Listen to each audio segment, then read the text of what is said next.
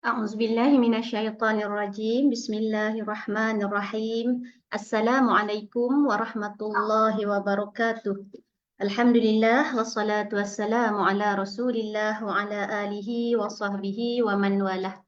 Subhanaka la ilma lana illa ma 'allamtana innaka antal alimul hakim. Rabbi shrah li sadri wa yassir li amri wahlul 'uqdatam min lisani yafqahu qawli. Alhamdulillahilladzi hadana lihadza wa ma kunna linahtadiya laula an hadana Allah. Allahumma anfa'na bima 'allamtana wa 'allimna ma yanfa'una wa zidna ilma. Rabbana yassir wa la tu'assir wa tammim bil khair. Rabbi zidni ilman. Amin ya rabbal alamin. Assalamualaikum Ustaz. Waalaikumsalam warahmatullahi wabarakatuh, Kak. Ya, Kita dah habis segmen ketiga ayat 34 hingga 39 tentang balasan kepada orang yang mendustakan hari akhirat. InsyaAllah hari ini kita masuk bahagian keempat Ustaz. Balasan kepada orang beriman dengan hari kebangkitan pada ayat 40 sehingga 41. okey. Silakan Ustaz. Okay. Assalamualaikum warahmatullahi wabarakatuh. Alhamdulillahirabbil alamin. Alhamdulillahilladzi arsala ala 'abdihil kitaba wa lam yaj'al lahu 'iwaja. Wassalatu wassalamu ala sayyidina wa habibina wa syafi'ina Muhammadin nabiyyan wa rasula wa ala alihi wa sahbihi wa man tabi'ahum ila yaumiddin, amma ba'd. Muslimin dan muslimat rahimani wa rahimakumullah. Pertama dan selama-lamanya kita mengucapkan syukur kepada Allah. Pagi ni saya, walaupun kita mulakan agak lewat jadual yang sepatutnya pada jam 9 pagi, namun saya ada urusan urusan anak demam ni, jadi perlu diurus terlebih dahulu, kemudian baru kita sambung. Saya minta maaflah banyak-banyak sebab apabila berlaku perubahan waktu ni, kadang-kadang ia mengganggu banyak aktiviti kita. Mungkin tuan-tuan ada kelas lain pukul 11, mungkin ada urusan lain ya. Yang ni saya mohon maaflah bagi pihak jemaah Suara Malam. Saya sebenarnya yang mengubah waktu itu dalam keadaan yang minit-minit akhir sebenarnya. Okey. Walau bagaimanapun, semoga pengisian kita pada pagi ini Allah memberikan kita keberkatan, Allah menambahkan kefahaman kepada kita, Allah memberikan rahmat kepada kita. Kelas pagi ini adalah siri akhir ya, siri yang ketujuh, siri akhir untuk tadabbur ringkas surah An-Nazi'at. Jadi surah An-Nazi'at ini adalah surah kedua dalam juzuk yang ke-30 ataupun dalam juzuk Amma. Okey, surah An-Nazi'at ini seperti mana yang telah pun disebutkan oleh Kak Liza sebentar tadi. Okey, tuan-tuan boleh lihat nota ringkas yang ada saya sediakan, yang kita dah rujuk pada siri-siri sebelum ini. Okey, kalau tengok dekat skrin Zoom ni, nampak tak? Okey kan? Nampak Ustaz. Okey. Kalau kita tengok dekat segmen, kejap ya, saya besarkan sikit. Okey.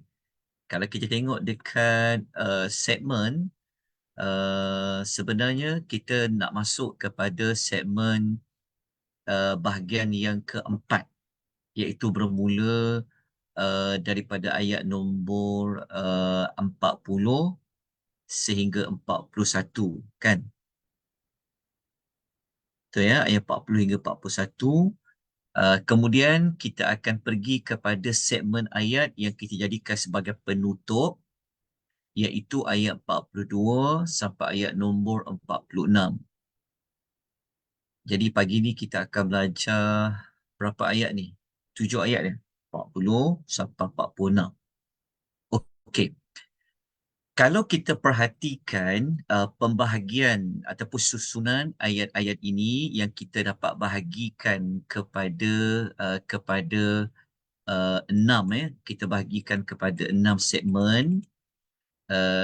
Ada segmen pembuka, ada segmen penutup. Lepas tu ada 4 bahagian. So ada 6 pembahagian. Okey, kalau kita lihat susunan ayat minggu lepas waktu kita belajar siri yang ke-6,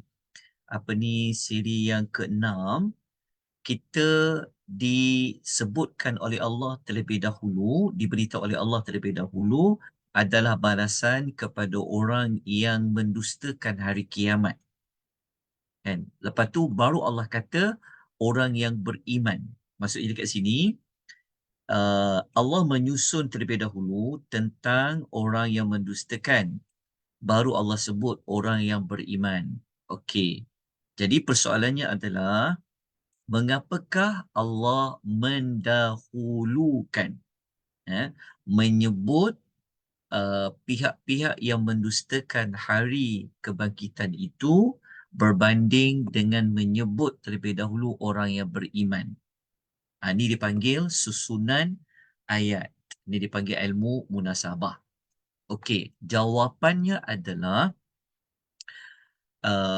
perbahasan ataupun fokus utama pada surah An-Nazi'at ini adalah menyambung kembali perbincangan dalam suratul Naba, iaitu kumpulan manusia yang mengingkari akan adanya hari dihidupkan kembali, lepas tu ada hari pembalasan. Dan ia selari dengan nama surah itu adalah tentang malaikat yang mencabut nyawa dengan keras, merujuk kepada manusia yang mengingkari hari pembalasan. Oleh kerana itu, Allah yang Maha Bijaksana menyusun terlebih dahulu memberitahu tentang golongan yang mendustakan. Baru sebut tentang orang yang beriman. Ini adalah maklumat yang boleh kita ambil dari sudut susunan ayat-ayat di dalam Al-Quran. Susunan ayat-ayat dalam Quran juga adalah merupakan satu ilmu yang dapat menambahkan keimanan kita kepada kesempurnaan Al-Quranul Karim. Baik, jadi kita lihat ayat untuk segmen ayat nombor 40. Okay, kita tengok ayat nombor 40. Okey, ayat nombor 40. Okey. Siapa nak baca ayat nombor 40? Lepas tu kemudian bacakan terjemahan ayat 40 dengan 41. أعوذ بالله من الشيطان الرجيم وأما من خاف مقام ربه ونهى النفس عن الهوى. Bagi orang-orang yang takut akan kebesaran Tuhannya dan menahan diri daripada keinginan hawa nafsunya. فَإِنَّ الْجَنَّةَ هِيَ الْمَأْوَى. Maka syurgalah tempat tinggalnya. Okey, syurgalah tempat tinggalnya. Okey. Jazakillahu khairah Kak Liza atas bacaan 2 ayat tadi, dan terima kasih juga kepada tamu puan yang memberikan perhatian. Okey. Ayat nombor 40 adalah golongan manusia yang Allah Ta'ala kata ada 2 ciri. Okey, ciri pertama adalah manusia dekat dunia itu dia khafa. Dia takut, dia sentiasa dalam keadaan takut maqama rabbihi, iaitu akan kebesaran Tuhannya sewaktu bila. Maqama rabbihi di sini merujuk kepada manusia yang dekat dunia dia sentiasa takut untuk berhadapan dengan Tuhan di hari akhirat. Dia takut tu maksudnya takut dekat dunia. Dia takut dekat dunia tu kenapa? Kerana dia takut nanti dia dibangkitkan di hari akhirat, dia akan berdiri di hadapan Allah Azza wa Jalla. Itu yang dimaksudkan dengan orang yang takutkan kebesaran Tuhan, iaitu kebesaran Tuhan ketika mana dihidupkan di hari akhirat. Okey. Ciri yang kedua adalah wanahan nafsa anil hawa. Okey, maka dan dia menahan, naha tu dia menegah, naha menegah an-nafsa, dirinya daripada menurut hawa nafsu. Nafsa kat situ nafsu lah. Anil hawa, daripada mengikut hawa nafsu. Hawa. Hawa tu maksudnya hawa nafsu lah. Okey. Persoalannya hawa nafsu yang mana? Ah, kenapa dia tahan? Kenapa dia cegah wanaha, nafsu yang mana? Okey. Dua ciri tadi ni sebenarnya ia saling berkait rapat. Maksudnya adalah ciri yang kedua adalah kesan ataupun faedah daripada ciri yang pertama. Siapa yang ada ciri yang pertama, iaitu dia selalu takutkan Allah, nanti bertemu dengan Allah di hari akhirat, maka hasil dia akan membawa dia kepada menahan diri daripada mengikut hawa nafsunya. Hawa nafsunya di sini adalah hawa nafsu yang jahat.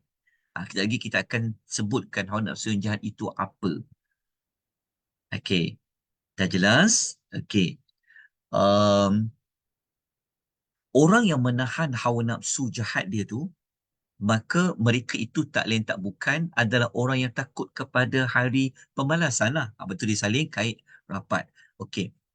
Kalau kita imbau kembali ataupun kalau kita ulang kembali kumpulan yang sebelum ini, iaitu kumpulan yang apa? Yang Allah panggil dia apa? Ingat lagi tak? Kumpulan sebelum ni, lawan kepada ayat 40 ni adalah pada ayat nombor 37 dengan 38. Dia ingat tak, ada satu kumpulan manusia ni yang Allah panggil dia siapa? Allah gelar dia siapa? Tengok ayat nombor 37 tu. Allah panggil dia kumpulan yang Toro. kita tengok dekat ayat nombor 37. Fa'amma man tagha. Orang yang melampaui batas dia ketika mana dia dekat dunia. Ni kita lah kupas perkataan tagha tu. Jadi ayat 37 lawannya ataupun kita kata perbandingannya dengan ayat nombor 40. So orang yang tagha, lawan dia adalah orang yang khafa maqama rabbih. Lepas tu pula ayat nombor 38, wa atharul hayatad dunya, iaitu orang yang dia lebih mengutamakan kehidupan duniawi dia. Dia lebih fokus kepada kehidupan duniawi sampai dia lupa kehidupan di hari akhirat ini. Lawan ayat 38 ini, perbandingannya adalah dengan ayat 40 juga, iaitu wanahan nafsa anil hawa. Cantik Allah menyebutkan, dipanggil ilmu, dipanggil muqabalah, iaitu perbandingan antara dua kumpulan manusia. Okey. So, kita dapat ya, orang yang tagha, maka dia akan terkesan kepada kehidupan duniawi. Okey. Orang yang takut semasa dekat dunia, okey, sehingga dia buat amal soleh lah, kesan dia, dia akan tahan hawa nafsu dia daripada hawa nafsunya yang jahat. Itu perbandingan dapat ya. Allah Ta'ala ni maha bijaksana. Allah Ta'ala ni selalu kalau dia nak sampaikan peringatan, dia nak sampaikan nasihat, Allah Ta'ala nak sampaikan bentuk amaran, Allah akan menyebutkan lawan, Allah akan menyebut pasangannya, perbandingannya. Okay. Kalau sebelum ni kita sebut neraka itu, kita kata apa? Fa'inal jahim, kan? Jahim adalah al-ma'wa. Kali ni Allah kata jannah iyal ma'wa. Perbandingan. Okey, dapat ya perbandingan dia ayat 37 dengan 38, lawan kepada ayat nombor 40. Okey. Kita kembali kepada ayat nombor 40. Okey, kita kena pecahkan ayat 40 ni kepada dua perbincangan. Perbincangan tu maksudnya nombor satu, kita kena kupas dulu ciri nombor satu lah. Daripada wa amma man khafa maqama rabbih. Kemudian ciri yang kedua, wa nahan nafsa 'anil hawa. So ini adalah C1. Ciri pertama, ini adalah C2, adalah ciri yang kedua. Okey. Siapa yang ada dua-dua ciri ni, maka dapatlah balasan dia. Jannatahiyal ma'wa. Jadi kalau nak jadi penghuni syurga, masuk dalam syurga, yang syurga itu merupakan tempat kita akan bermukim, kita akan tinggal selama-lamanya di dalamnya, maka kena ada dua ciri inilah. Okey. Jadi kita kena kupas dulu. Apakah di antara contoh khafa maqama rabbih, takut pertemuan dengan Tuhannya itu di hari akhirat. Di antara yang takut tu apa? Okey. Tuan-tuan perempuan rahimani wa rahimakumullah, kalau kita lihat sebenarnya dia takut kat Tuhan, dia tu ada dekat jawapan ayat 40 tu juga sebenarnya. Itu dia menahan hawa nafsu buruknya. Maknanya ada hawa nafsu yang mengajak kepada dosa. Nanti kita akan sebut hawa nafsu tu. Okey. Antara yang kita takut ya, sebenarnya adalah apabila Allah Ta'ala itu menunjukkan kepada kita dosa-dosa yang kita pernah lakukan di dunia ini akibat kita tak dapat menahan hawa nafsu buruk kita. Okey, untuk uh, perbincangan takut kepada dosa di hari akhirat, saya nak bacakan satu hadis yang diriwayatkan oleh Al-Bukhari, juga riwayat Muslim. Okey, hadis ni kalau tuan-tuan ada kitab Riyadhus Salihin, boleh carilah. Hadis ini di bawah bab iaitu sifat harap pada Allah. Okey. Hadis dia saya sebut dia punya terjemahan hadis ya, sebab kita nak jimat waktu kita. Okey, hadis ini diriwayatkan daripada Ibnu Umar radhiyallahu anhuma, iaitu anak lelaki Sayyidina Umar, namanya Abdullah bin Umar. Okey, dia kata dia telah mendengar Rasulullah sallallahu alaihi wasallam bersabda,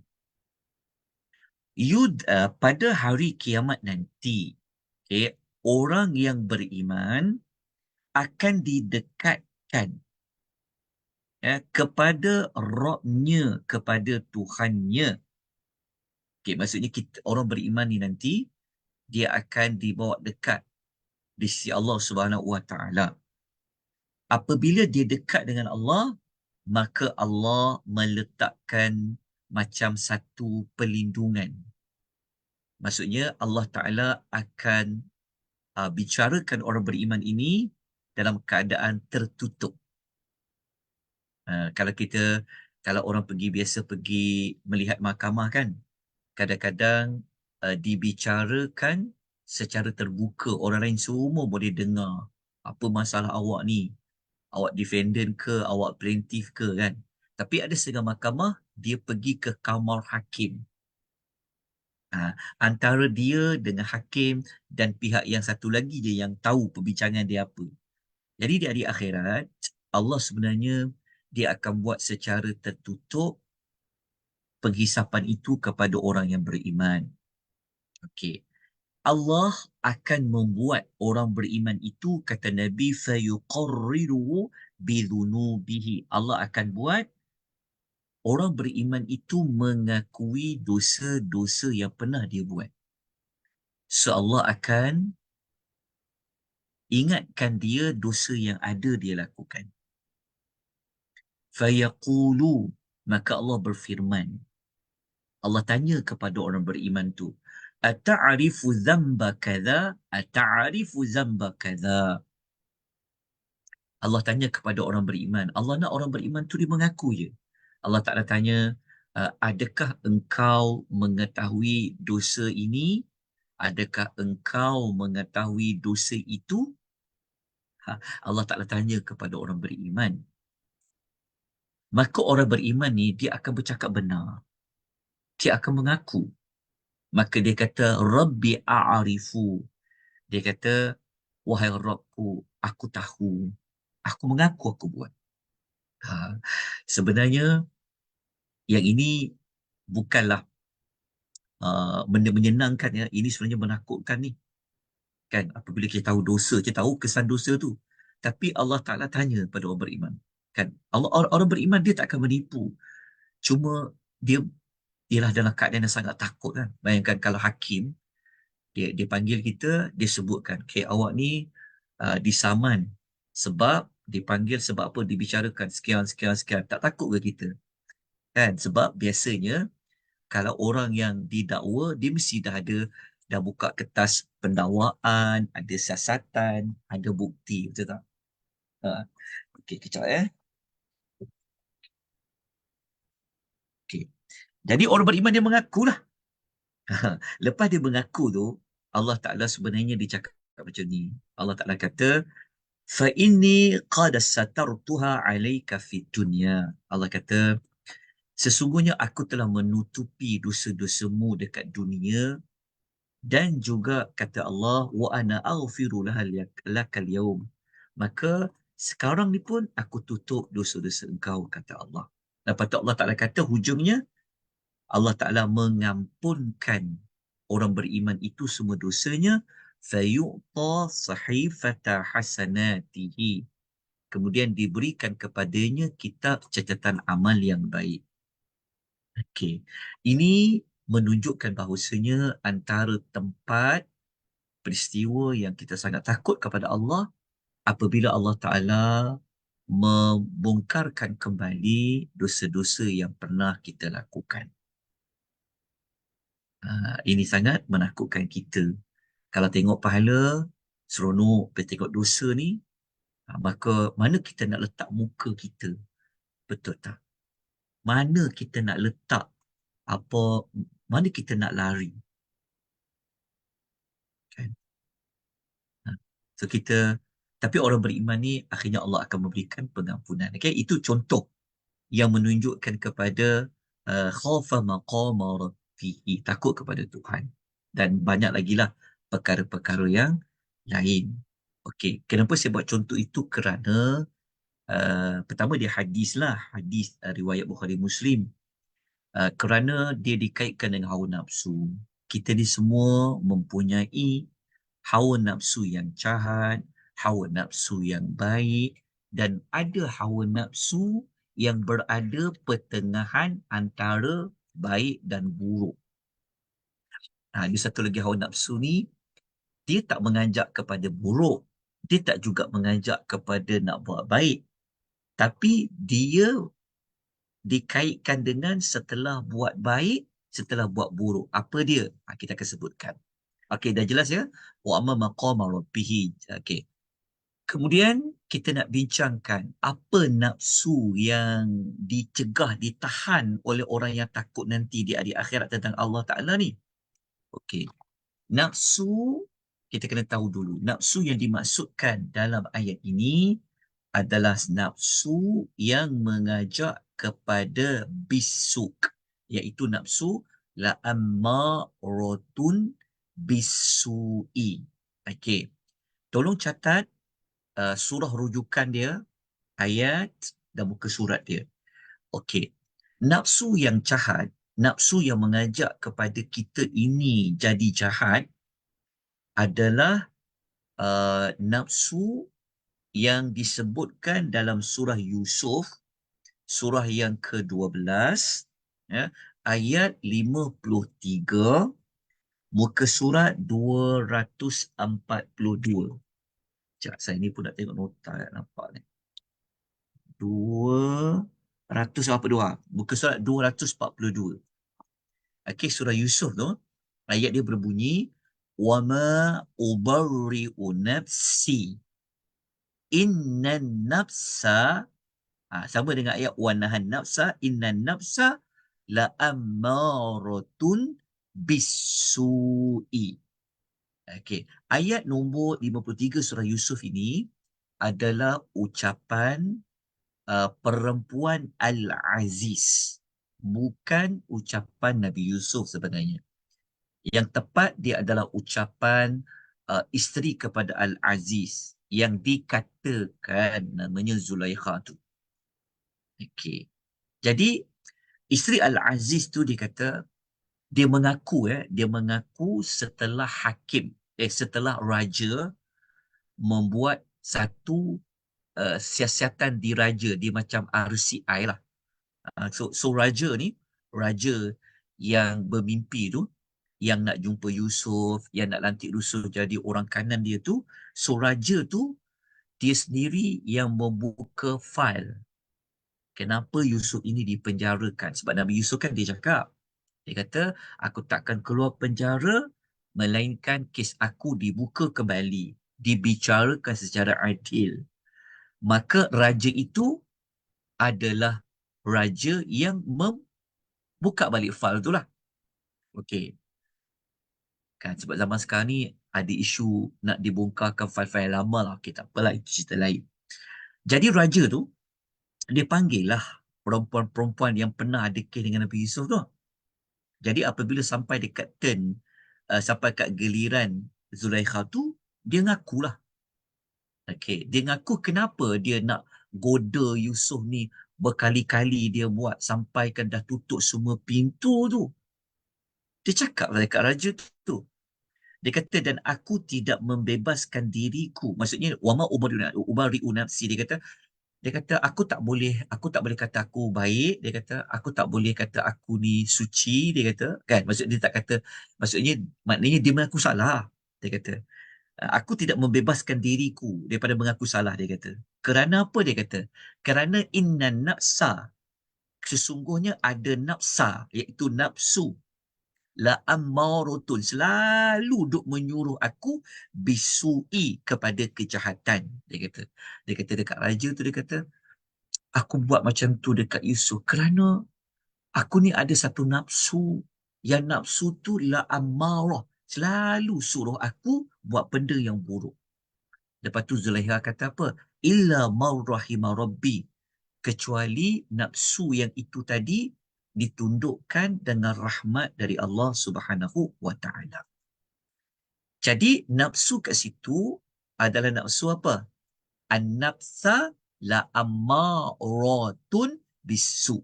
Tu yang selalu kita dengar para ulama sebutkan, ada satu nafsu ni, nafsu mengajak kepada keburukan. La ammarah bisu. Okey, jelas.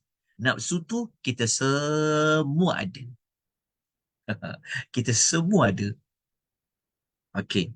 Jadi nafsu itulah yang kena ditahan, kena dicegah dia. Seperti mana ayat nombor 40 tu. Wa nahan nafsa anil hawa. Okey, dapat Okey. Ada satu lagi nafsu, yang nafsu tu akan menyebabkan kita menyesal, aku buat dosa tu. Mengaji dah banyak dah. Kelas tadabbur ni tiap-tiap hari kelas. Betul tak? Siang, malam, pagi, petang. Kan? Kejap belajar pasal mati, kejap belajar pasal syurga, neraka, belajar tentang azab Allah. Tapi kita jatuh juga kepada melakukan dosa disebabkan ada nafsu la'ammaratun bisu' tadi. Maka ada satu nafsu ni, dia mengajak kita kepada, dia bawa kita kepada menyesal aku buat dosa tu. Nafsu itu namanya apa? Nafsu itu adalah nafsu yang membawa kita kepada rasa menyesal. Cari rujukan dia, letakkan rujukan surah dia. Okey. Kena rujuk dekat surah, okey, surah sudah dengar surah Al-Qiyamah. Okey, ambil surah Al-Qiyamah, surah nombor 75, okey, ayat 1 dan ayat nombor 2, muka surat 577. 577. Kita akan jumpa pada ayat yang kedua lah. Kita akan jumpa ayat itu berbunyi apa? Wala uqsimu bin nafsil lawwamah. Okey, jumpa tak? Dapat Wama wala uqsimu bin nafsil lawamah. Dia panggil ada nafsu lawamah. Lawamah maksudnya nafsu yang amat menyesali. Jadi kita ni setiap hari ada nafsu yang ajak kita buat benda yang buruk. Jadi kita kena usahalah bermula hari ni lah, kena tahan, kena lawan dia. Okey, buat buruk ni maksudnya mengajak kepada yang dosa ataupun mengajak meninggalkan larangan Allah. Okey. Okey. Nafsu menyesal boleh faham Okey. Lepas tu pula ada satu lagi nafsu. Macam mana nak tahu nafsu tu dalam Quran? Dia ada perkataan nafsa lah, nafsu tu. Kan? Okey. Satu lagi nafsu kita kena rujuk dalam surah Al-Fajr. Al-Fajr ke 89. Surah apa tu? Surah Al-Fajr Dalam surah nombor 89. 80. Ustaz, Ya, okey. ayat 27. Okey, tengok suratul Fajr. Okey, rujuk ayat nombor 27. 27. Muka surat 594 di dalam Al-Quran. Tuan-tuan akan jumpa dekat situ ada satu lagi nafsu disebut ya ayyatuhan nafsu an-nafsu al-mutmainnah, iaitu nafsu yang diredai. Nafsu mutmainnah ni adalah nafsu yang mengajak kepada kebaikan. Nafsu yang mengajak kepada kebaikan. Nampak tak? Kita ni ada 3 nafsu lah. Kau tanya teruknya kau ada 3 nafsu, orang kata. Betul lah tu. Ada nafsu yang mengajak kepada keburukan. Ada nafsu yang mengajak kepada kebaikan. Ada nafsu yang berada selepas buat baik pun ada nafsu lawamah. Lepas buruk pun ada nafsu lawamah. Nafsu lawamah ni dia selalu ikut kedua-dua nafsu tu lah. Kan contohnya dia kata mungkin nafsu lawamah dia kata kenapalah aku tak nak buat benda baik ya Allah, buang masa aku, kenapalah aku tak nak sedekah, kenapalah. Itu adalah nafsu lawamah. Nafsu yang menyesali dirilah. Ya, kadang-kadang dia menyesali nafsu amarah. Kadang-kadang dia menyesali nafsul mutmainnah. Terus dapat tak? Okey. Kalau orang tanya, kita ada nafsu jahat, nafsu baik ke? Okey, ayat tadi macam umum lah kan? Macam umum. Tuhan kata ada 3 nafsu. Okey. Nanti waktu kita belajar dekat surah Matahari. Surah Matahari iaitu surah Syamsu, tuan-tuan akan jumpa Allah Ta'ala bekalkan kepada kita semua ni 2 nafsu. Kena tengok dekat ayat nombor 7. Ayat nombor 7 dengan nombor 8. Surah Matahari, surah 91. Surah 91. Tengok ayat nombor 7 dengan 8. Muka surat 595. Nanti kita akan jumpa Allah Ta'ala sebut wa nafsin nafsu lah, wa nafsin wa ma sawaha. Okey. Allah Ta'ala kata manusia ni Allah sempurnakan dia dengan dibekalkan jiwa, nafsu. Nafsu apa? Fa'alhamaha fujuraha. Nafsu yang bawa dia kepada kejahatan. Wa taqwaha. Nafsu yang bawa dia kepada ketakwaan. Nampak tak? Okey. Jadi, kita kena belajar dengan berlanjut tentang macam mana kita nak kawal nafsu ni. Nafsu ni kita boleh kawal dia. Tapi Allah beri kepada kita semua orang dua nafsu itu. Okey, jelas ke? Dapat ya? Kejap ya, saya nak jawab tadi. Okey. Okey, dapat dah. Okey, kalau dah selesai tentang nafsu tadi, selesailah kita ayat nombor 40. Jadi kita sambung ayat nombor 41.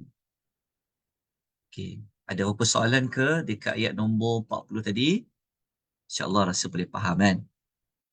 Okey, cuma kita tak dapat dengar ulang lebih lanjut lah tentang macam mana nak kawal sumber nafsu. Yang ni kita kena buat satu topik yang khas. Bincangkan tentang hasil daripada belajar surah ni, kita kena bincangkan dengan lebih lanjut lah topik tentang hawa nafsu tu. Sebab hawa nafsu ni kita kena sucikan dia. Sebab dekat surah Matahari nanti, Allah suruh kita sucikan jiwa kita ni, hawa nafsu kita ni, seperti Allah kata qad aflaha man zakkaha, beruntunglah orang yang menyucikan dirinya. Wa qad khaba man dasa. Nanti kita akan sampai dekat surah Matahari tu. Bila nak sampai, wallahu taala alam. Sebab kita baru surah An-Nasi'at. Okey, apa balasan bagi sesiapa yang dekat dunia dia sentiasa takut kepada Allah?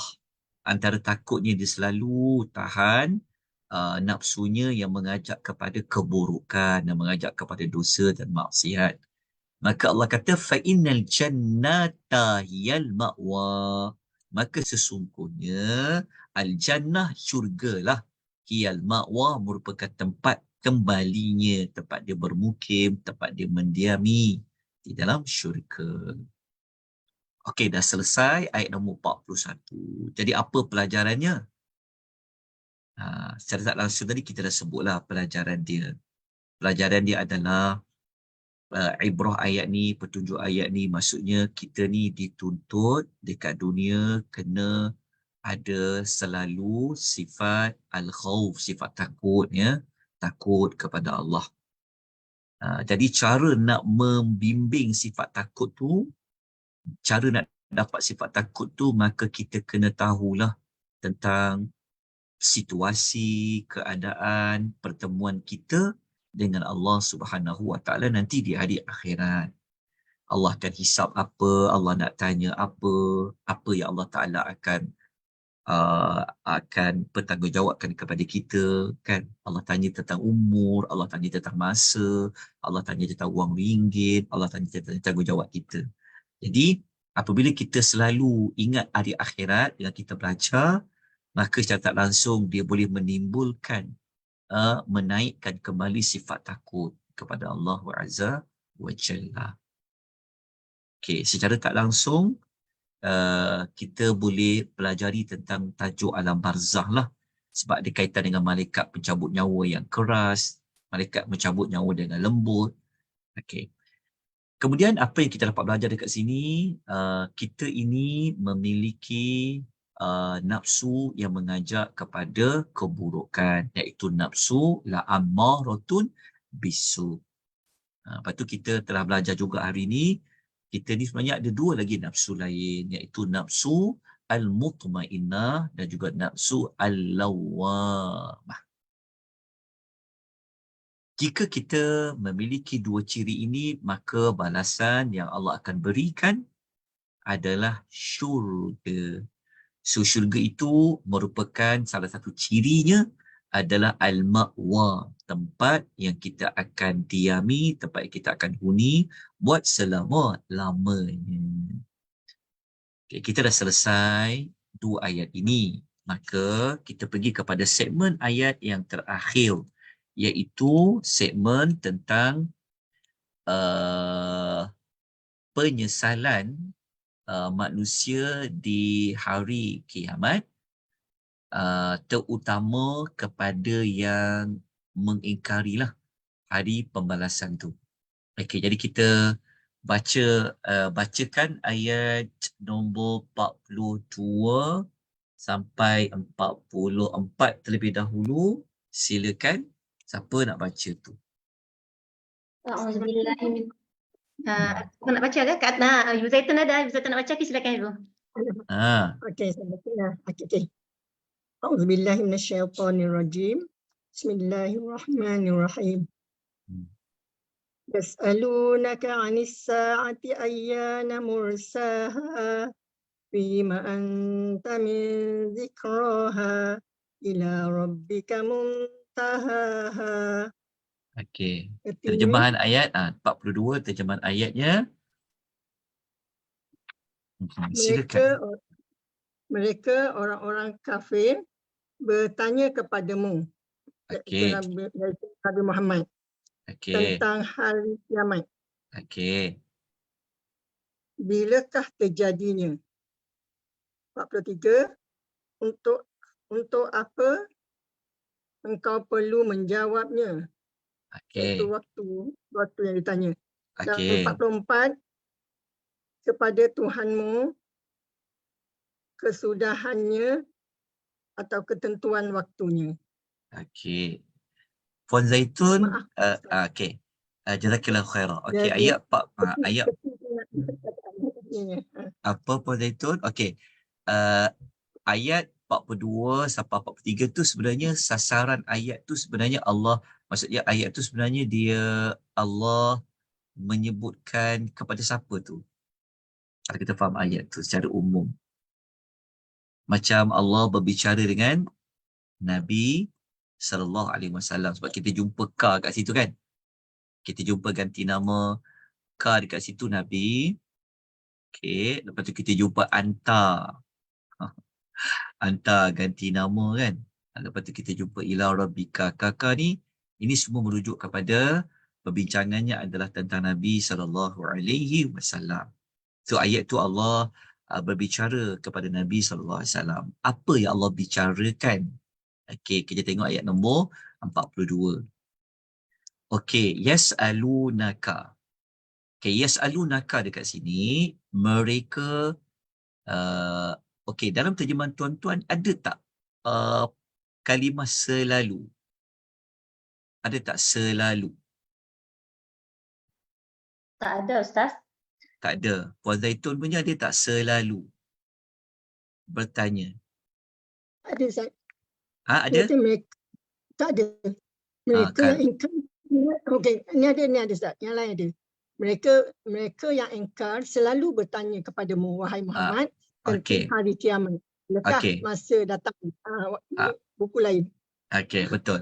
Maksudnya kena tambah selalu sebab yas'alunaka dekat sini ini adalah kata kerja sekarang. Fi'lun mudhari'. Dia adalah present tense.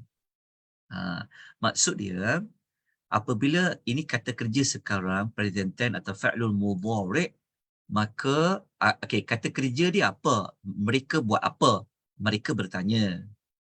Isunya adalah mereka bertanya. Okey, mereka bertanya dekat sini bukan kadang-kadang, tapi mereka bertanya selalu. Sentiasa bertanya. Okey. Macam mana kita tahu selalu bertanya? Kerana dekat ayat ini merujuk kepada fi'lul mudhari'. Kalau Allah tak guna fi'lul madhi, Allah tak guna past tense. Kalau past tense macam sa'aluka. Sa'aluka telah bertanya kepada kamu. Tapi Allah menggunakan kata kerja sekarang nak menunjukkan perbuatan. Mereka bertanya tentang as-sa'ah. Sa'ah ni merujuk kepada hari kiamat tu. Bila ia berlaku, bila ia berlabuh. Mursaha dekat sini sebenarnya adalah merujuk kepada kejap ya. Okey.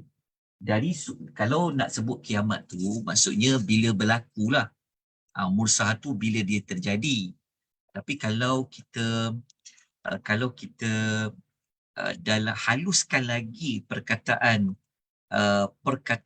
mursaha tu, kalau ikut dalam tafsir Al-Misbah, ya, dalam tafsir Al-Misbah mengatakan mursaha dekat sini pada asal-asalnya ia merupakan tempat berlabuh. Yakni tempat berhentinya perahu berlayar dan tiba pada destinasi. Faham tak? Maksud dia, kapal kan besar kan? So macam mana dia nak berhenti, dia nak break macam mana? Dia akan guna apa? Kalau nak bagi kalau nak bagi apa kapal ni dia Guna berhenti. sau. Dia guna sau. So sau dia ringan ke berat? Berat. Berat. Ya. Jadi maksudnya kalau kita asingkanlah perkataan mursaha tu, kita tak nak kaitkan dengan as-sa'ah, hari kiamat, ia berhenti tempat berlabuh. Pada umumnya perkataan mursaha ni digunakan untuk perkara-perkara yang mantap dan berat. Contoh kalau gunung. Kenapa Allah gunakan gunung dekat ayat 32 kita baca sebelum ni? Ingat tak? Ayat 32 sebelum ni Allah Ta'ala gunakan gunung tu apa? Sebagai pasak bumi, supaya bumi Allah kata wal jibala arsaha. Nampak tak? Dia sama dengan perkataan mursaha. Jadi arsaha. Jadi gunung ni, Allah gunakan gunung ni, maknanya perkataan mursaha tu digunakan untuk sesuatu yang berat. Jadi gunung tu berat. Jadi sebab tu digunakan untuk ditacak bumi supaya bumi ni tak bergerak dan tak bergoyang. Tapi kenapa kiamat ni Allah Ta'ala kata dia ayana mursaha? Nak mengisyaratkan apa? Hui, hari kiamat ni memang sangat berat. Kita kena ambil sedikit perincian supaya apabila kita baca ayat ni kita dapat menambahkan lagi emosi takutnya kepada hari as-sa'ah. Betul tak? Tapi kalau kita hanya baca, hanya tahu terjemahan dia tentang hari kiamat bila dia terjadi ni macam biasa je lah kan. Tapi kalau berusaha tu, tuan-tuan kena padankan ia macam ayat 32 gunung. Gunung tu arsaha. Kiamat tu mursaha. Nak menunjukkan bahawa hari kiamat ni dia ada tempat waktu dia akan berhenti nanti. Bukan berhenti, maksudnya dunia dia akan berhenti, akhirnya dia berlabuh, maka jadilah hari kiamat tu. Ataupun macam ni, dia merujuk kepada sesuatu yang berat juga. Tetapi kalau orang guna sauh, kerana dah sampai tempat, betul tak? Macam dah sampai lah tempat tu, maka kita kena labuhkanlah sauh tu. Jadi kenapa Allah Ta'ala menggambarkan kiamat itu as-sa'ah? Kata Pak Quraish Shihab dalam Tafsir Al-Misbah, dia kata Allah melukiskan, maksud dia kata hari kiamat itu Allah gambarkan dengan kalimah tersebut kerana Allah memang menciptakan alam ini untuk tujuan tertentu. Maksud dia macam Allah Ta'ala kata kiamat ni itulah tujuan dia. Atau dikaitkan dengan sauh yang berlabuh. Itu sedikit perincian lah, jangan panjang-panjang sangat. Tapi itulah yang boleh dikatakan perkataan berusaha. Okey. Persoalannya adalah mereka yang sering bertanya tentang hari kiamat ni, tujuan bertanya tu untuk apa? Tujuan dia bertanya untuk apa? Okay. Kalau orang musyrikin ni, kalau mereka bertanya, sudah pastilah mereka bertanya itu adalah pertanyaan yang menunjukkan ketidakpercayaan dan pengingkaran. Orang yang tak beriman ni, dia bukan bertanya sebab mereka ini nak beriman kepada jawapan yang mereka akan dapat nanti. Tapi mereka bertanya tu pertanyaan yang berbentuk sinis, pertanyaan yang berbentuk untuk mengingkari bila berlakunya hari kiamat itu. Sebab Nabi SAW memang selalu duk peringatkan tentang hari kiamat, hari pembalasan, hari pertemuan dengan Allah. Jadi orang yang tak percaya hadirnya kehidupan selepas mati, dia perlilah duduk tanya selalu. Kan? Dia nak psycho Nabi SAW supaya Nabi berhenti daripada apa? Daripada selalu mengingatkan tentang hari kiamat. Okey. Nanti saya akan bagi ayat lain untuk mengukuhkan penerangan ayat 42 dengan 43. Okey. Lepas itu, hasil daripada mereka duk tanya tu, maka Allah tak nak Nabi ni buang masa untuk jawab. Allah tak nak Nabi ni macam terlalu fokus kepada nak mencari jawapan tu. Yelah, kalau orang tak percaya ni memang bagi jawapan pun dia takkan percaya juga kan. Okey, jadi Allah Ta'ala katalah, fi ma anta min zikraha. Allah Ta'ala kata, untuk apa engkau perlu menyebutnya? Ataupun kita kata, okey, siapa ada terjemahan lain dekat fi ma anta min zikraha? Ada tak terjemahan tuan-tuan, terjemahan apa? Kalau di sini saya ambil terjemahan ni biasa, untuk apa engkau menyebutnya? Siapa ada terjemahan? Kalau dekat saya punya yang lain lagi, dia kata fi ma anta zikraha, apa hubungannya tugasmu dengan soal menerangkan masa kedatangan hari kiamat itu? Okey, maksudnya macam Allah nak kata persoalan tu bukanlah persoalan yang perlu diberi tumpuan, sebab tugas utama Nabi lain, betul tak? Okey. Ataupun ada terjemahkan, siapakah engkau menyebutnya? Maksudnya bukanlah Allah Ta'ala memperkecilkan Nabi, tapi Allah nak bagi tahu bahawa kiamat tu bila berlaku, bukanlah tugas Nabi yang nak kena menentukan bila waktu dia. Nabi ni dia tak tahu pun sebenarnya. Sebenarnya Allah nak kata, serahkanlah jawapan tu kepada Allah. Mereka bersyukur tanya saja, serahkan jawapan tu pada Allah. Kerana Allah je sebenarnya yang maha mengetahui. Bukan tugas Nabi untuk bagi tahu bila kiamat tu berlaku. Okey, tugas Nabi hanya mengingatkan mereka saja. Okey, jelaskan tentang maksud ayat tu. Okey. Kemudian untuk kejap ya. Ada lagi tak ayat lepannya? Sekejap. Nak tengok ayat lepannya bunyi macam mana ayat lepan. Okey, setakat ni boleh ikut tak? Boleh faham tak? Faham, Ustaz? Okey. Kita tengok dekat sini. Okey, lepas tu Allah Ta'ala kata, ila rabbika muntahaha. Kepada Tuhanmu lah kesudahannya. Maksudnya apa? Dia ayat nombor 44 dengan 43 dengan 44 ni, dia sebenarnya menjelaskan ayat nombor 42 terhadap soalan yang ditanya tu. Jadi maksud dia ayat 43 ni, maksudnya Tuhan nak kata, bukan tugas hakiki engkau wahai Muhammad untuk menyebutkan jawapan bila kiamat tu akan datang. Okey, jadi ayat 44 ni seperti mengatakan, serahkanlah jawapan bila berlaku hari kiamat itu kepada Allah. Itulah ayat nombor 43. Soalannya macam, maksudnya kalau ada orang tanya pada kita kata apa? Wallahu ta'ala alam, Allah saja lebih mengetahui. Allah saja yang yang mengetahui secara spesifik bila dia berlaku. Okey.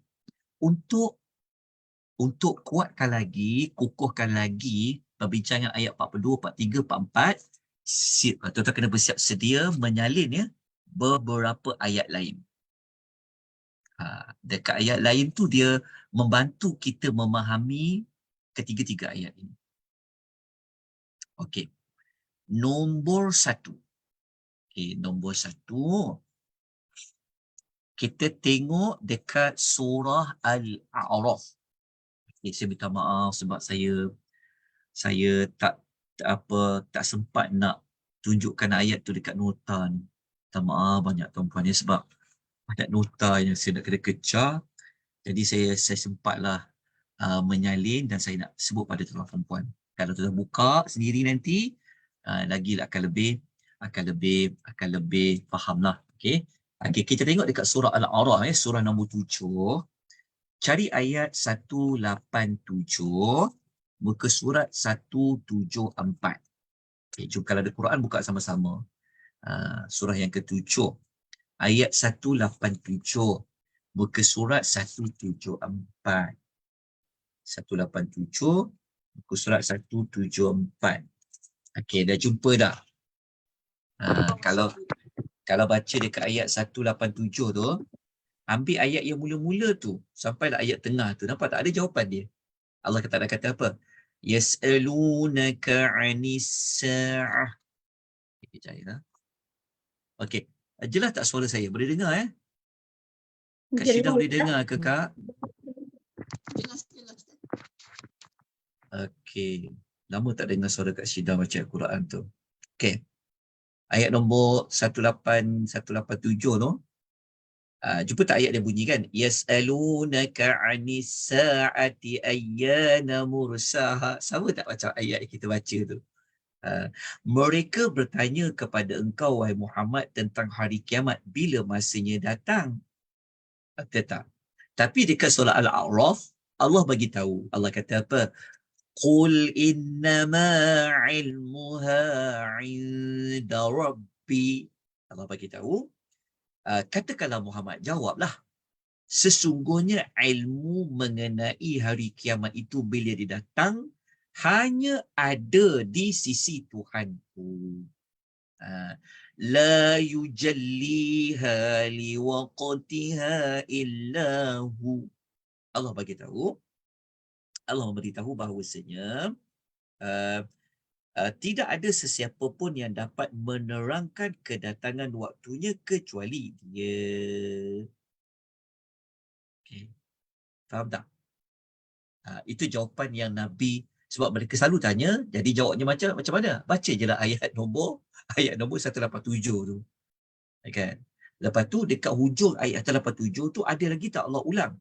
Allah Ta'ala kata apa? Yas'alunaka ka'annaka hafiyun anha. Mereka bertanya kepada engkau seolah-olah engkau ni benar-benar mengetahui. Nampak tak? Mereka duk tanya sangat. Soalan macam kau ni tahu sangat Muhammad, kata Allah kan. Lepas tu Allah Ta'ala kata jawab. Mereka duk beria sangat tanya tu, jawab dekat dia orang. Qul innama ilmuha 'indallah walakinna aksaran nasi la ya'lamun. Katakanlah Muhammad, jawab, cakap dekat mereka, sesungguhnya ilmu tentang hari kiamat itu hanyalah di sisi Allah, tetapi kebanyakan manusia tidak mengetahui. Okey, dah dapat. So ayat 187 Al-A'raf tu membantu kita memahami perbincangan ayat 42, 43, 44 tadi. Okey, kita ambil di satu ayat lain, boleh? Okey, Kak Liza dah sempat salin ayat dan letakkan dalam chat Okay, dah letak dah. Alhamdulillah, jazakillah khairah. Okey, cuba cari surah Luqman, surah nombor 31. Okey, ayat 34. Kenapa kita perlu ambil ayat lain? Kita pun akan dapat fahamlah ayat lain tu. Betul tak? Kalau tak bawa ayat lain tu, mungkin kadang kita tak, rupanya ada ayat lain. Dan bersama kita dapat faham. Okey, buka surah nombor 31, surah Luqman. Kita ambil ayat yang akhir sekali rasanya, 34. 34, surah Luqman 31, ayat 34, muka surat 414. 414. 414. Cuba tak? Okey, muka surat 414, ayat tu bawah sekali. Ketiga tempat terakhir tu. Yang ayat yang ayat rangkap yang awal tu.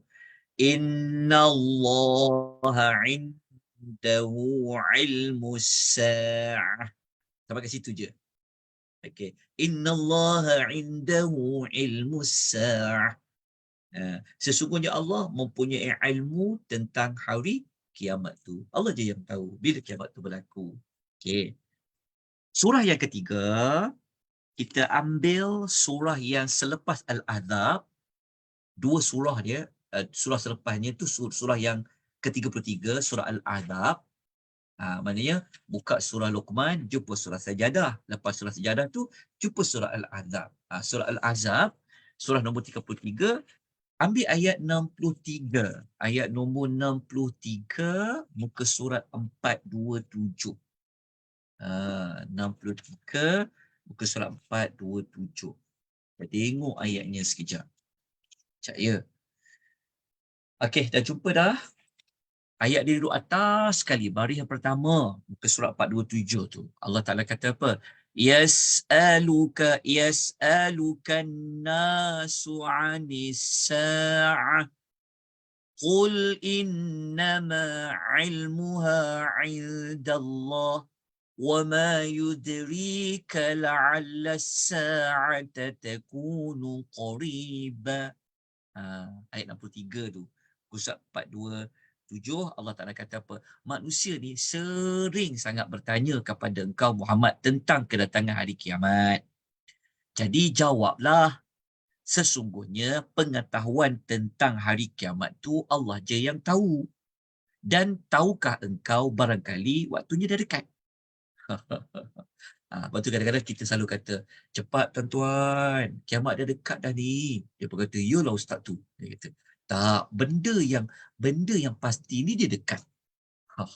Kita tak kata esok, kita tak kata 2 hari lagi, tapi kiamat ni dia satu dekat. Okey, dapat dah. Dah sempat salin kan? Okey, satu lagi. Okey. Kita tengok dekat surah Fussilat. Surah yang ke-41. Okey, surah yang ke-41.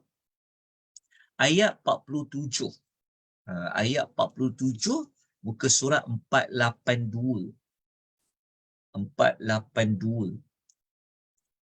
Ya, surah Fussilat, surah nombor 41, ayat 47, muka surat 482.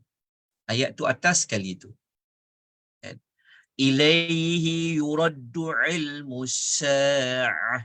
Cuba tak? Ilaihi yuraddu ilmu sa'ah. Kepada Allah jualah kembalinya pengetahuan tentang hari kiamat.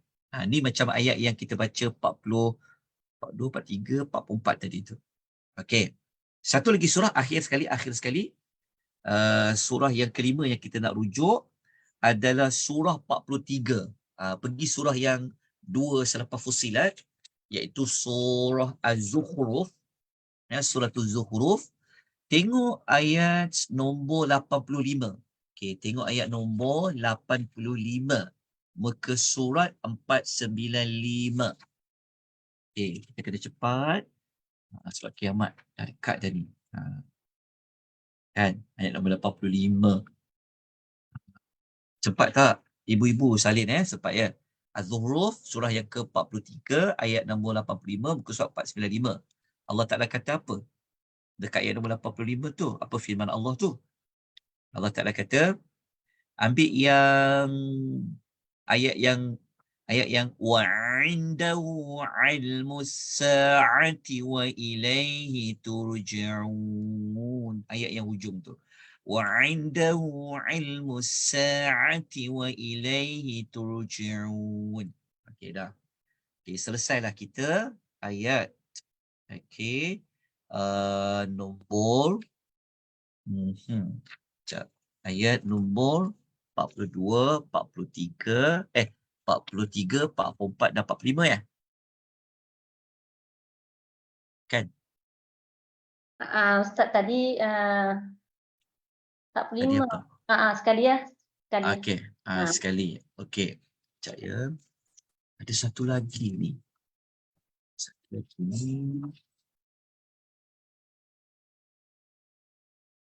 Okey.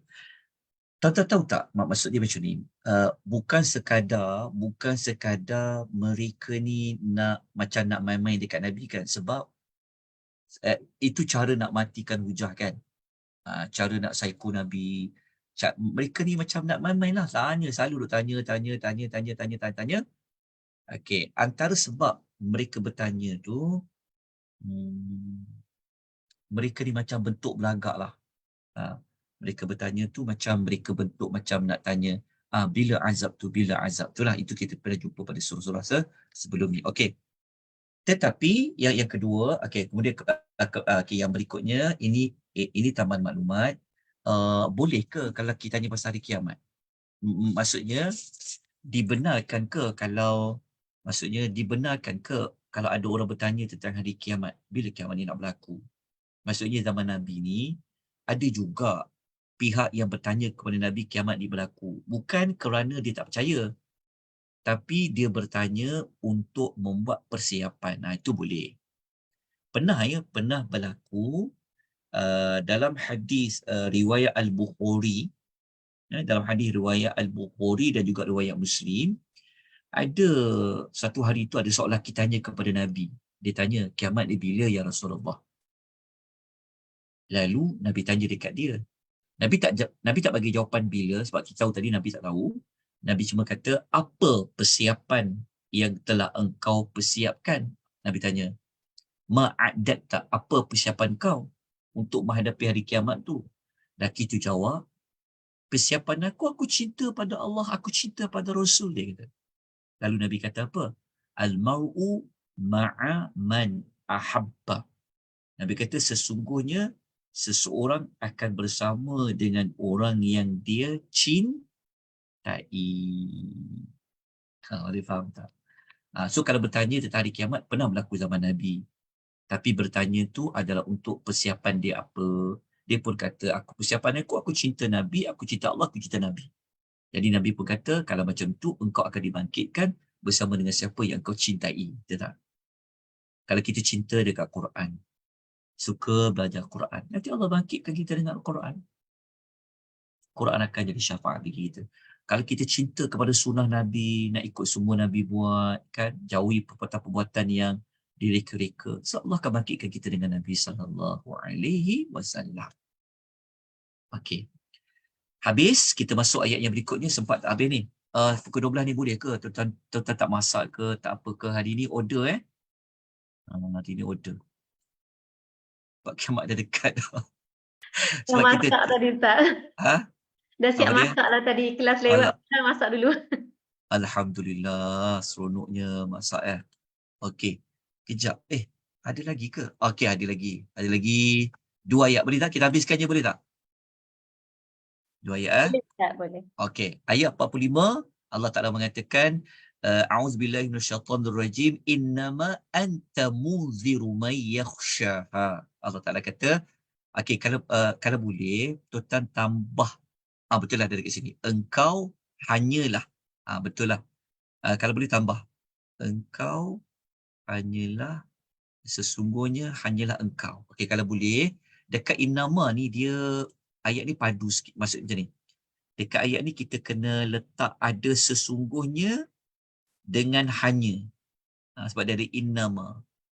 Innama ni dia berbentuk macam melimitasikan. Allah nak kata, Muhammad, engkau ni sebenarnya tugas kau apa? Dia terjemahkan sesungguhnya hanya engkau ni, ataupun sesungguhnya hanya engkau. Itu maksudnya. Maksudnya Allah nak menegaskan penegasan yang sangat tegas lah. Hanya sesungguhnya engkau ini, apa dia? Munzir, pemberi peringatan. Kerja kau ni sebagai nazir, sebagai pemberi peringatan, pemberi amaran. May yakhshaha, bagi sesiapa yang takut kepada hari, kepada as-sa'ah tu. Boleh faham tak maksudnya? Okay. Nabi kata, tugas kau ni sebenarnya bukan nak jawab bila kiamat tu berlaku. Waktu tu serahkan kepada Allah. Tapi tugas kau yang sebenar-benar tugas engkau, hanyalah tugas engkau itu menyampaikan saja, memberi amaran saja. Okey, amaran itu kepada sesiapa yang takut. Okey. Persoalannya adalah, kenapa Allah Ta'ala kata amaran itu hanya kepada orang yang takut? Betul tak? Dekat sini yakhshaha. Sepatutnya amaran itu tentang hari kiamat kena disampaikan kepada siapa? Kepada semualah, betul tak? Orang yang percaya ke, dia tak percaya ke, yang takut ke, tak takut ke, semua Nabi kena menyebut tentang hari kiamat tu. Tapi kenapa dikhususkan kepada orang yang takut kepadanya? Tuan-tuan jangan faham, bukan hari kiamat tu hanya sebut kepada orang yang takut kepada kiamat tu je, tak. Tapi juga kepada orang yang menolak, orang yang mengingkari. Okey, kenapa? Sebenarnya Allah Ta'ala sebenarnya ada sesuatu yang Allah nak sampaikan sebenarnya. Ingat tak tadi? Ingat tak tadi yang mereka duk tanya selalu tu kan? Yas'alunaka tu kan? Duk tanya tu. Kenapa mereka sering tanya? Sebab mereka mengingkari. Jadi seolah-olah Tuhan nak kata, faedah yang kau akan dapat kalau kau terangkan hari kiamat ni, sebenarnya faedah itu hanya akan diambil. Okey. Ia akan bagi kesan kau duk ingat kata hari kiamat tu adalah bagi orang yang takut. Bukan bermaksud Nabi tak sampaikan kepada orang lain yang tak takut tu. Tapi kenapa dikhususkan menyebut yakhshaha kepada orang yang takut? Kerana sebenarnya Tuhan nak kata manfaat yang banyak, faedah yang dapat daripada peringatan kau bagi tu, orang yang takut tu dia akan dapat ambil manfaat. Okey, saya nak kukuhkan ayat 45 ni dengan dua ayat lain. Cepat sikit salin. Ya, sebab kiamat ni dah dekat dah. Okey, tadi dah masak dah kan? Alhamdulillah. Okey, ambil surah ni. Salin sikit ambil surah Yasin. Bukan, kita ambil surah Yunus. Ambil surah ke-10, surah Yunus, ayat nombor 101. Ayat nombor 101, muka surat 220. Surah Yunus 220. Muka surat 220, ayat 101. Okey, cuba tak? Okey. Ayat tu dekat ni. Ayat tu dekat yang ayat dia bunyi وَمَا تُغْنِي الْآيَاتُ وَالنُّذُرُ عَنْ قَوْمٍ لَا يُؤْمِنُونَ. Ayat tu terjemahan dia apa? Ayat nombor 101 surah Yunus tu. Allah Ta'ala mengatakan bahawasanya Allah mengatakan bahawasanya namun begitu, Allah Ta'ala kata, semua tanda, iaitu ayat yang menunjukkan kekuasaan Allah dan mana-mana nuzul, peringatan amaran para rasul tu tidak akan memberi faedah kepada orang yang tak nak beriman. Boleh faham tak? Itu jawapan kenapa Allah hanya sebutkan orang yang takut saja dekat ayat 45 tu, kerana orang tak beriman ni dia tak ambil faedah pun kalau Nabi memberikan peringatan. Sebab tu Allah mengkhususkan kepada orang yang takut. Okey. Kalau ada tanya, macam mana kita boleh kata orang tak beriman tak ambil faedah? Kita kuatkan dengan ayat 101 surah Yunus muka surat 220. Satu lagi ayat yang biasa kita baca, surah Yasin, surah nombor 36. Okey, ayat nombor 11. Ayat nombor 11 muka surat 440. Ayat nombor 11 muka surat 440. Yang Allah Ta'ala kata, dalam ramai-ramai orang yang diingat kata tak akhirat, ada orang yang ikut, ada orang ambil faedah. Ayatnya bunyi apa? Ayat dia yang berbunyi innama tunziru man ittaba'a dzikra wa khashiyar rahman bil ghaib. Sama tak baca ayat munzir dengan tunzir? Jadi Allah Ta'ala kata, sesungguhnya peringatan itu, amaran itu hanyalah yang engkau berikan kepada orang yang sedia mengikut ajaran. Nampak ya? Itu ayat nombor 45. Okey, selesai ayat nombor 45, dapat dua ayat lain. Okey, kita ambil ayat last sekali penutup dia. Okey. كأنهم يوم يرونها لم يلبثوا إلا عشية أو ضحاها. Okey, terjemahnya ayatnya apa? Pada hari ketika mereka yauma, pada hari yauma tu hari yarawnaha, mereka melihat hari kiamat itu mereka berasa seolah-olah hanya tinggal dekat dunia itu sebelum ini seperti asyiyatan waktu petang atau duha atau pada waktu pagi. Okey, maksudnya orang yang tak percaya hari kiamat ni kan selalu petikaikan apa tanya tadi tu, nanti ketika mana mereka dihidupkan di hari kiamat, mereka rasa hidup kat dunia ni, lah sekejap je dunia ni, tiba dah kiamat dah. Dia akan rasa seolah-olah hidup kat dunia ni macam satu petang atau pagi hari. Okey, sebenarnya berapa jam? Macam mana nak kira ni? Okey. Fahamnya begini. Okey, apa tu asyiyatan? Asyiyatan tu terjemah dia petang kan? Sebenarnya asyiyatan tu adalah separuh hari. Asyiyatan tu merujuk kepada apa tahu? Dari waktu bila ke bila? Okey. Waktu zuhur sampai terbenamnya matahari. Waktu petang tu. Asyiyatan tu merujuk di antara ma bainaz zawal ilal ghurub. Di antara waktu zuhur sampai kepada waktu terbenamnya matahari. Tenggelamnya matahari itu. Maknanya zuhur sampai maghrib lah. Okey. Kalau duha pula waktu bila? Di antara terbitnya matahari kan. Mula terbit matahari sampai kepada zawal. Itu sampai kepada zuhur lah. Itulah duha. Sebenarnya Nabi Allah Ta'ala nak kata separuh hari.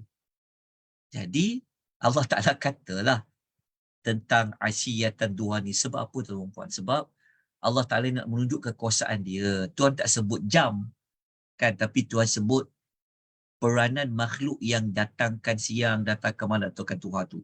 Okay, dapat tuan-tuan? Dapat tak? Okey, untuk lebih jelas lagi, saya nak sebutkan waktu dia. Okey, boleh tak buka dalam surah Al-Baqarah 259. Surah nombor 2, ayat nombor 259. Laju sikit. Okey, 259. Dah masuk tengah hari ni, lapar berbenar lah kita ni. Kan? Okey. Tak apa, kita makan makanan hati dulu ya. Soul food dulu. Okey. 259. Buka muka surat 43. Buka surat 43. Kita tengok dekat ayat ni. Kita tengok dekat ayat dia panjang sikit. Tapi kita tengok dekat baris ni. 1, 2, 3, 4, 5, 6, 7, 8, 9, 10, 11. Cuba tengok dekat baris yang ke-11. Okay, muka surat 43 tu. Yang ayatnya berbunyi macam ni. Qala kam labista. Cuba tak? Qala kam labis. Qala labistu yawman aw ba'da yawm. Okey, Allah bertanya kepada ada seorang lelaki ni. Allah matikan dia selama 100 tahun. Lepas tu Allah hidupkan dia balik. Lalu Allah tanya dekat dia. Berapa lama engkau tinggal dekat sini? Lepas dia hidup, dia mati 1 tahun dah. Lepas tu Allah hidupkan balik kat dia, Tuhan tanya, berapa lama kau tinggal kat sini? Masa dekat dunia tu dia kata apa? Aku rasa macam sehari, yauma, ataupun ba'da yaumin, ataupun setengah hari. Faham tak? Dekat sini dia guna, rasanya lalu kat sini macam baru sehari, ataupun setengah hari. Maknanya sekejap je. Dia rasa hidup, sedangkan dia dimatikan dah 100 tahun. Okey, jadi sebab dia hidup tu dia rasa macam baru sehari atau setengah hari. Nampak tak setengah hari tu? Setengah hari itulah yang menyalakan asyiyatan al-duha. Okey, maksudnya ayat lain senang disebut setengah hari. Tapi setengah hari tu macam mana waktunya? Dia ambil contoh asyiyatan al-duha. Okey, contoh. Okey. Betul tak setengah hari? Macam tu. Okey. Satu lagi, cepat kita ambil dekat surah Taha ayat 103. Laju. Surah Taha ayat 103, surah nombor 20 ya, surah Taha ni. Okey, tengok ayat 103. Ayat 103, muka surat 319. 319, ayat nombor 103. kita nak tengok macam mana Allah sebut kiraan jumlah waktu tu. Okey. Ambil dekat ayat dia 103. Mana pula? Okey, jumpa tak ayat dia? 103. 103. Yang ini Allah gunakan bentuk lain tau. Allah kata ya. Yatakhafatuna bainahum illa bistum illa 10. Mereka berbisik-bisik masa hari kiamat tu, waktu Allah hidupkan hari kiamat tu, mereka tanya, kamu tinggal dekat dunia berapa lama? Dia jawab, melainkan hanya 10 hari. Kat sini dia guna 10 hari. 10 hari tu daripada macam mana? Ada orang jawab, dia kata apa? Kita tinggal kat dunia ni rasa macam 10 hari je. Nampak tak? Kiamat ni dia punya dahsyat tu. Sampai dia ingat dekat dunia kejap je. Sepatutnya kita kena guna ayat ni. Duduk terapi diri kita. Tak apa, kejap je dunia ni. Kejap je. Alah, macam setengah hari je. Sebab tu kalau kita ingat dunia ni selama-lama, kita ingat lamanya nak tempuh susah ni. Lamanya. Tak. Di hari akhir orang kata macam 10 hari je. Ya kan? Cepat tak akhirat? Dunia ni kejap je berbanding dengan akhirat. Okey, ambil satu lagi ayat. Kita tengok dekat surah Yunus, patah balik dekat surah Yunus, ayat nombor 45. Surah ke-10. Muka surat 214. 214. Kena cepat, jangan lambat-lambat ya. Kena copet-copet ni. Okey, ayat nombor 45. 45. Muka surat 214. Cuba dah. Ayat dia, kita nak tengok. Orang kata duduk kat dunia berapa lama? Ayat nombor 45. Allah. Betul ke ayat ni?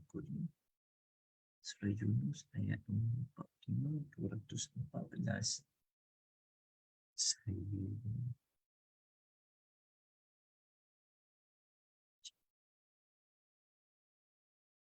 Betul. Okey, jumpa tak? Jumpa ya? Okey. Kita ambil ayat dia dekat sini. Dekat ayat yang, jumpa tak ayat dia? Wa yawma yahsyuruhum ka'an lam yalbathu illa sa'atan minan nahar. Sa'atan minan nahar. Okey, mereka kata apa?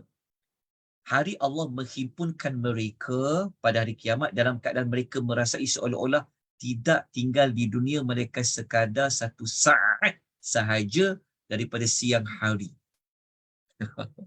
Nampak tak dahsyat di kiamat ni? Bayangkan kita nak hidup selama-lamanya. Okey. Dia akan rasa dekat dunia tu macam hidup satu saat sahaja daripada siang hari. Dahsyatnya kiamat ni kata sekejap je. Okey. Tadi kita kata macam 10 hari. Satu saat macam siang hari. Ada yang kata satu hari macam separuh hari. Surah ni kata macam waktu petang ataupun waktu duha. Okay, satu lagi terakhir sekali. Buka surah nombor 46 Al-Ahqaf. Surah nombor 46 Al-Ahqaf ayat 35. Muka surat 506. Kenapa kita banyakkan ayat ni? Sebab kita nak dapat hakikat dunia ni apa. Lama sangat ke? Seksa ke dunia ni? Okay, kita dapatkan hakikat akhirat tu. Kalau kita tahu akhirat tu lama, itu yang kita akan takut kepada Tuhan tu berbanding dengan hidup di dunia. Okey, ayat nombor 35. Okey, cuba tak muka surat 506 tu. Allah Ta'ala kata apa? Ka'annahum, ni ayat kedua terakhir ya, ayat kedua, baris kedua terakhir muka surat 506. كأنهم يوم يرون ما يوعدون لم يلبثوا إلا ساعة من النهار. Allah Ta'ala kata apa? Mereka merasai seolah-olah mereka tinggal di dunia sekadar satu saat sahaja pada siang hari. Okay, sama macam surah Yunus tadi. Ayat 45. Okey, selesailah kita. Alhamdulillah. Perbincangan surah An-Nazi'at. So moga-moga pagi ni dapat menambahkan lagi keimanan kita tentang hari pembalasan. Kita dah tahu dah apa yang perlu kita lakukan. Di antara ayat killer dia lah. Maksud dia, antara intipati penting kita hari ni adalah ayat yang kita belajar mula-mula tadi itulah. Ya. Ayat itu takut kepada Tuhan dekat dunia dengan kita lawan hawa nafsu kita. Nafsu yang mengajak kepada keburukan. Ya. Jadi, takut kepada Allah tu membantu kepada kita untuk buat bekalan yang banyak di hari akhirat, yang panjang akhirat tu. Tak dapat nak dicerita berapa lama. Tapi dunia ni sekejap aja. Dia tak pejar-jelik, umur dah 40, umur dah 50, umur dah 60 kita. Tapi banyak lagi ayat Quran yang kita tak sempat untuk kita baca. Kan? Tapi tak apa, moga-moga Allah menerima usaha kita setiap hari ini walaupun sejam setengah ni, moga-moga ia dapat dijadikan sebagai hujah alasan kepada Allah Azza wa Jalla. Okey. Itu saja yang dapat saya sampaikan. Ada apa-apa persoalan tak, pertanyaan? Kita dapat manfaat. Ada tak dekat FB ke? Dekat FB tak ada, Ustaz. Okey. Dekat chat tu ada? Dekat chat pun tak ada. Kak Izzah copy not yang Ustaz bagi tahu tadi je, ayat-ayat sekian-sekian tu. Okey. Kalau kita tengok balik dekat tujuan surah, kejap ya. Buat pengulangan. Okey. Sekejap ya, saya tunjukkan set. Untuk ingat balik tujuan surah An-Nazi'at tu apa. Okey, ini tujuan yang kita belajar sebelum ni lah. Okey, iaitu tentang ini selari dengan nama surah ya, iaitu An-Nazi'at tu. Okey, ni tentang malaikat tu. Jadi kita kena bersiap sedia jugalah ya, untuk menghadapi kedatangan para malaikat ketika nazak. Dan juga kalau tengok satu lagi tadi apa? Tengok satu lagi.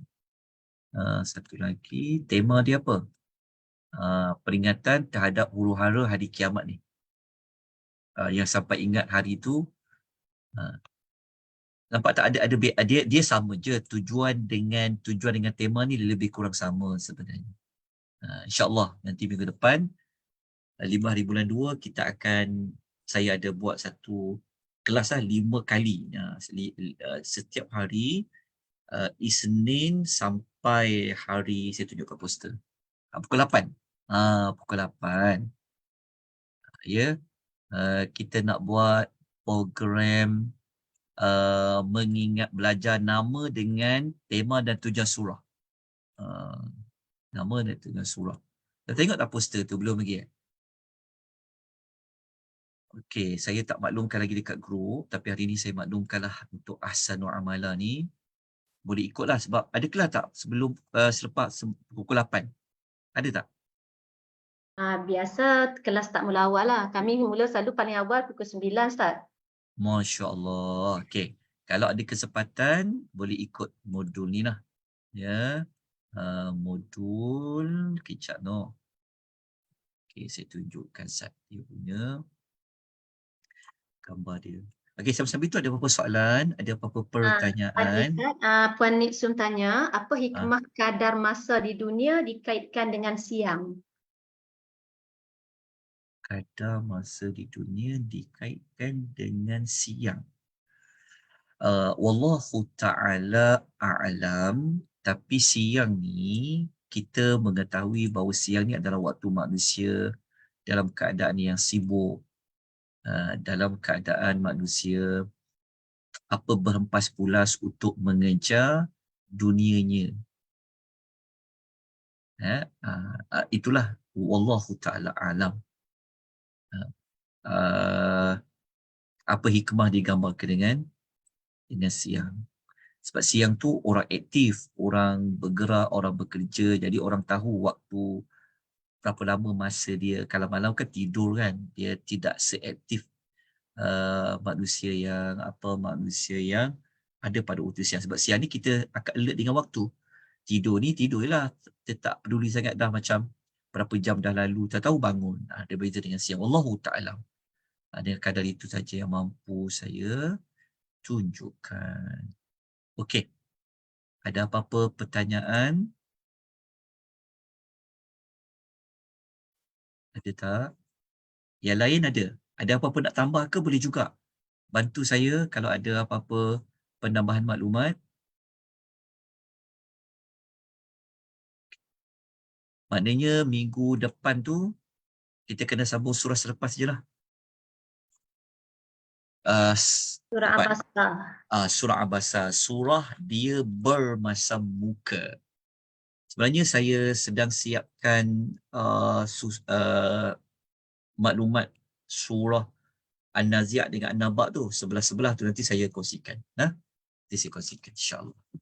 Okey, kalau tiada apa-apa, saya bagi pihak saya sebagai tenaga pengajar, mohon maaf ya kepada pihak jemaah Ansarul Amalah, juga kepada yang selalu ikut program jemaah Ansarul Amalah jika apa kelemahan, kekurangan saya terutama dalam menentukan waktu yang kadang tukar kejap pukul 8 lah, kejap pukul 9 lah, kadang begini dan begitu. Saya minta maaf banyak-banyak. Saya buat ampun maaf banyak-banyak sebab yelah susah nak susun waktu. Kalau kita pukul 8 sedang, kita siap pukul 8. Pukul 9, pukul 9. InsyaAllah saya cuba baiki ya. Supaya ada satu waktu yang macam senanglah pukul 9, senang pukul 9 aja. Yang tu. Saya minta maaf tu ya pada tuan-tuan perempuan. Tak apa Ustaz, asal Ustaz boleh buat kelas je. Masya-Allah. Ada juga kadang-kadang kami punya asatizah yang lain pun ada macam tu juga sebab kita pun faham kan ada masalah lain, ada waktu kerja lain. Kami akan cuba cakap mana yang boleh, lagipun ada rakaman Ustaz, tak apa. Oh iyalah. Tapi rakaman ni kadang-kadang dia tak sama macam kita live. Betul lah yang tu. Lepas tu masa kadang-kadang tu Cari masa lain. kita tak tahu akan datang ni sempat tak tengok rakaman. Betul tak? Sebab kita tahu kerja apa. Kalau macam kita dah set awal tu kita tahu dah. Saya minta maaf lah tu saya cuba baiki ya. Saya cuba baiki buat apa. Minta maaf banyak. Saya menyusun 10 jari ya. Mak Allah hebatin lah. Ujung rambut ke ujung kaki. Okey. Ada apa-apa soalan, pertanyaan lain? Atau ada pertanyaan tak? Kejap. Saya nak tunjuk poster tadi mana. Okey, tak apalah. Minggu depan kita kalau sampai di lapangan pukul 8 insya-Allah kita akan buat program mengulang kaji nama dan masa surat. Saya tunjukkan slide dekat di slide. Dekat WhatsApp ni. Kejap. Nampak tak gambar Rajah ni? Gambar tak poster ni? Nampak Ustaz. Ni lah poster tu. Tu jangan baca lah saya punya WhatsApp tu. Ni. Nampak tak poster ni? Nampak kan? Nama, tema dan tujuan surah. Kita buat sesi ulang kaji bermula 5 hari bulan 2 minggu depan hari Isnin.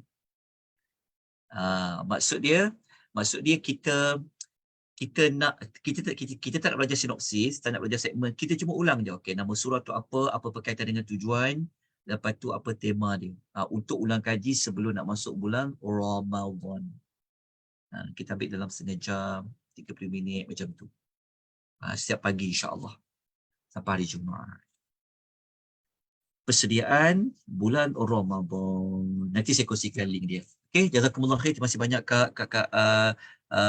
Kak Syida. Saya tumpang iklan Kak. Kak tak cas kan? Boleh. Tumpang iklan Ustaz kan? Alhamdulillah. InsyaAllah. Sorry Ustaz. Tadi Ustaz panggil tadi ada masalah sikit di grup. Selesaikan masalah di grup. Okey. Alhamdulillah. Okey, itu saja. Saya serah pada Kak Riza lah. Ada apa-apa. Alhamdulillah Ustaz. Sebenarnya juzuk ammah ni memang Ustaz tak dengar ke? Dengar.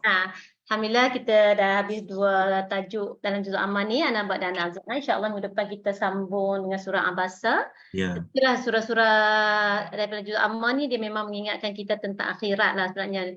Dia macam rumusan daripada surah-surah yang panjang tu dipendekkan dalam surah-surah ni kan Ustaz. Betul. Jadi terima kasih banyak Ustaz. Jazakumullah khairan semua. Kita akhiri dengan tasbih kafarah dan suratul Asr. Subhanakallah. Astaghfirullah wa atubu ilaik. Sallallahu alaihi wasallam. Wassallallahu ala nabiyyina Muhammad wa ala alihi wa sahbihi ajma'in. Walhamdulillahirabbil alamin. Wassalamualaikum warahmatullahi wabarakatuh. Terima kasih semua. Assalamualaikum warahmatullahi wabarakatuh. Assalamualaikum.